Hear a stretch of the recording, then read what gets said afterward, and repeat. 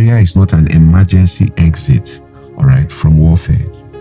Prayer is not an emergency exit from warfare. Some people, they only pray when they're in trouble. And if you route your prayer life to be need-based, you will always have needs.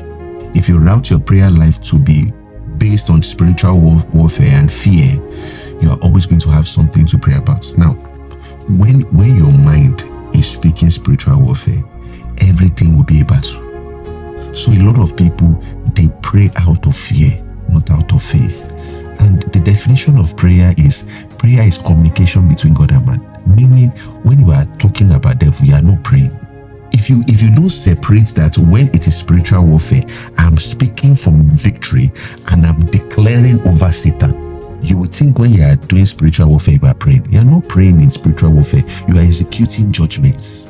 But the first purpose of prayer, look at the template Jesus gave us in that Matthew 6. Our Father who art in heaven. So the first thing you in your prayer enterprise, the first endeavor of prayer is to help you see God as Father. It's God discovery. Our Father who art in heaven. Hallowed be your name. That's the second purpose. The second is worship. Hallowed be thy name. The third one is thy kingdom come. In other words, what do you want to do? We want you to come here. Come and have thy kingdom come, thy will be done on earth as it is in heaven. Before he now got to give us this day, and he didn't say, give me this day. He said, give us this day. In other words, God doesn't want you praying only your needs. It has to be us. So prayer is not an emergency exit from spiritual warfare. And I'm not downplaying spiritual warfare. One of my heroes is C.S. Lewis, and he said this in the Screwtape Letters. There are two equal and opposite errors in which our race can fall about the devil.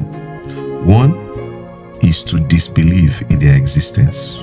He said the other is to believe and to feel an excessive and unhealthy interest in them. In other words, you are looking for devil everywhere.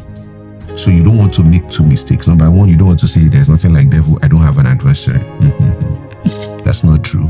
But you don't also want to get to the other extreme and say, okay, everywhere, this is devil. Rat pass is devil. Cockroach pass is devil.